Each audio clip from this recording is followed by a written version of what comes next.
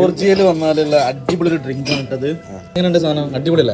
അടിപൊളി. തെറ്റിദ്ധരിക്കണ്ട, ഇത് സാധനം ജീരകത്തിന്റെ ലീഫില്ലേ അത് വെച്ചിട്ടുണ്ടാക്കുന്ന ഒരു ജോർജിയൻ ഡ്രിങ്ക് ആണ്. ലെമണേഡ്. ലെമണേഡ്. വാൾനട്ട്സ് ഒക്കെ ഗ്രേപ്സില്, പിന്നെ അതേപോലെ തന്നെ black grapes, green grapes. walnuts and outside grape juice. And this hazelnuts very good. Walnut, അതുപോലെ തന്നെ ഹേസൽനട്ട്, ഇങ്ങനെയുള്ളതൊക്കെ നമ്മുടെ ഗ്രേപ്പ്. പിന്നെ ഇതെന്താ? ഇത് ഗ്രേപ്പ് ഹണി. കല്ലല്ല പ്രോമിത്യസ് കേവിനുള്ളിലേക്ക് കയറി. എത്രയാണുള്ളത്? ഏകദേശം 1 കിലോമീറ്റർ ഈ ഒരു കേവ് ഉള്ളത്. 20,000 വർഷം പഴക്കമുള്ള ഒരു കേവാണ്. അതിൽ നല്ല സുഖമുള്ളൊരു തണുപ്പ്.